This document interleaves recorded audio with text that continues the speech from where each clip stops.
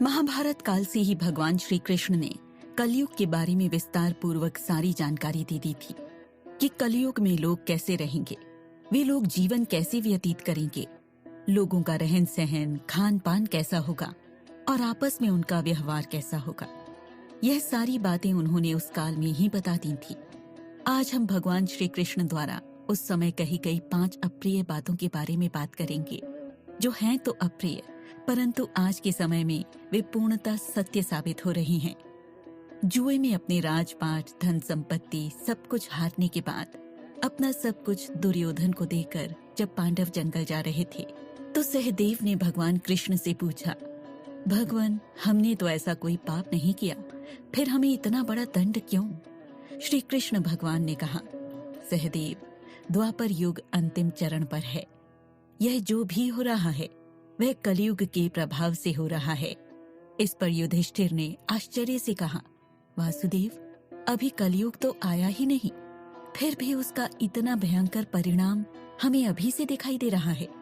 जब कलयुग प्रारंभ होगा तो क्या होगा? तभी 5 पांडवों को कलयुग के बारे में जानने की इच्छा जागृत हुई। तब 5 पांडवों ने श्री कृष्ण से अपनी जिज्ञासा शांत करते हुए यह प्रश्न किया कि भगवान कलियुग में मनुष्य कैसा होगा, उसका रहन सहन आचार विचार कैसा होगा और उन्हें मोक्ष की प्राप्ति कैसे होगी। श्री कृष्ण ने कहा, यह उत्तर देने से पहले मैं चाहता हूँ कि आप 5 पांडव जंगल जाएं और अपनी जंगल यात्रा की आंखों देखी घटनाओं का विस्तार पूर्वक मुझसे विवरण करें। बस फिर क्या था। श्री कृष्ण के आदेशानुसार 5 पांडव जंगल गए तथा अपनी यात्रा का सविस्तार पूर्वक वर्णन किया। सर्वप्रथम युधिष्ठिर ने भगवान श्री कृष्ण को बताया कि मैंने जंगल में 2 सूंड वाला हाथी देखा, जिसे मैं देखकर काफी अचंभित हूँ। तब भगवान श्री कृष्ण ने कहा, दरअसल इसका अर्थ है कि कलयुग में ऐसे व्यक्ति राज करेंगे जो बोलेंगे कुछ और उनके मन में उनके कर्म में कुछ और होगा। उनकी प्रकृति मात्र लोगों का शोषण करना होगा। तभी भीम आए और उन्होंने अपने अनुभव के बारे में बताया कि उन्होंने आज एक ऐसी गाय देखी जो अपने बच्चे को प्रेमवश चाट रही थी और चाटते चाटते उसने अपने बच्चे के शरीर से खून तक निकाल दिया। यह देखकर भीम आश्चर्यचकित रह गए तथा इसका अर्थ श्री कृष्ण से जानने की कोशिश करने लगे। तब श्री कृष्ण ने कहा, कलयुग में व्यक्ति अपने बच्चों को इतना लाड प्यार करेगा कि इसी ममता के कारण बच्चे का विकास ही रुक जाएगा। कहीं अगर किसी व्यक्ति का पुत्र साधु बना तो सभी खुश होंगे और दर्शन करने भी जाएंगे, परंतु यदि स्वयं के बच्चे के साथ यह होगा तो वह काफी दुखित हो जाएंगे, रोएंगे कि मेरा पुत्र किस राह पर जा रहा है। उसके भविष्य को लेकर चिंतित हो जाएंगे कि इसका क्या होगा।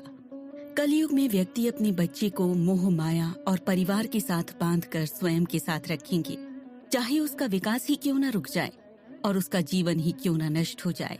भगवान ने वास्तविकता बताते हुए यह भी कहा कि तुम्हारे पुत्र तुम्हारे नहीं, अपनी पत्नी की अमानत हैं, पुत्रियां अपने पति की अमानत हैं, यह शरीर मृत्यु की अमानत और वहीं आत्मा परमात्मा की अमानत है।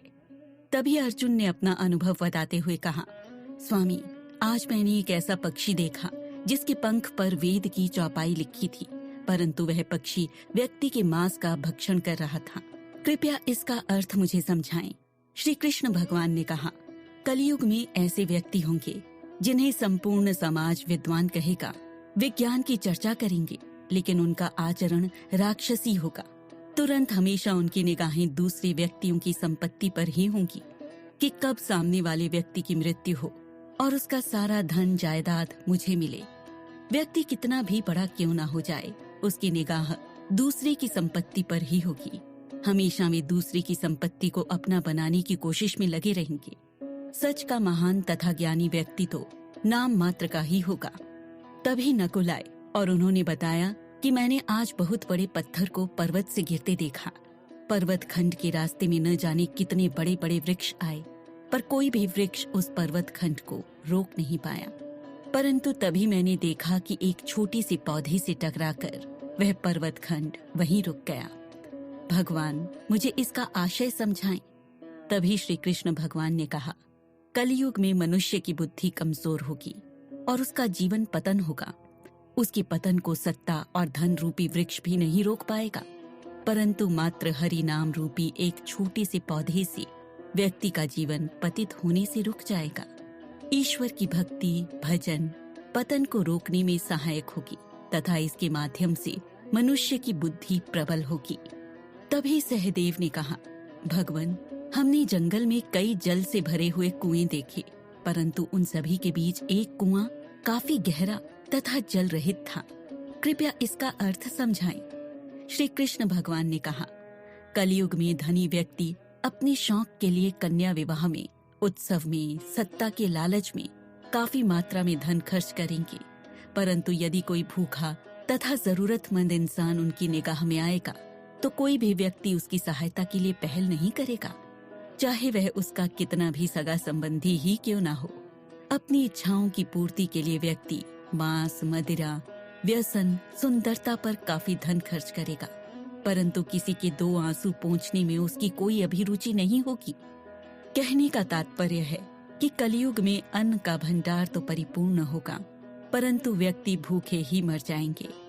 परंतु जो व्यक्ति इन सभी आदतों से दूर होगा, उस पर कलयुग का नहीं, ईश्वर का हाथ होगा।